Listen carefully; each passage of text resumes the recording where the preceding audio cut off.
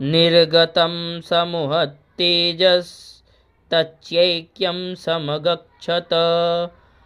अतीव तेजसः कूटं ज्वलन्तमिव पर्वतं ददृशुस्ते सुरास्तत्र ज्वालाव्यप्याप्तदिगन्तरम् अतुलं तत्र तत्तेजः सर्वदेव शरीरजम् एकस्थं तदभुन्नारे व्याप्तलोकत्रयं त्विषा यदभूच्छाम्भवं तेजस्तेनाजायत तन्मुखं याम्येन चाभवान् केशा बाहवो विष्णुतेजसा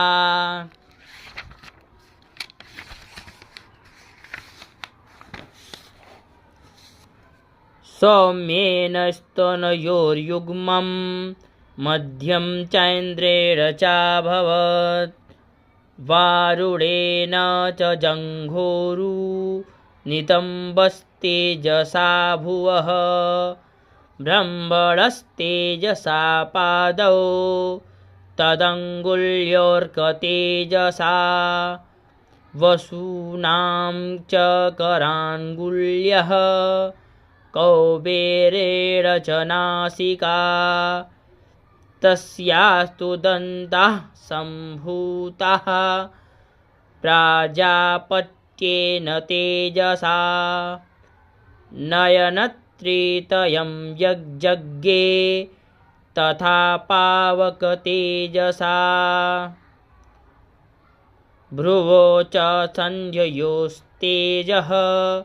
श्रवणावनिलस्य च अन्येषां चैव देवानां सम्भवस्तेजसां शिवा ततः समस्तदेवानां तेजोराशे समुद्भवां तां विलोक्य मुदं प्रापुरमरा महिषादिताः।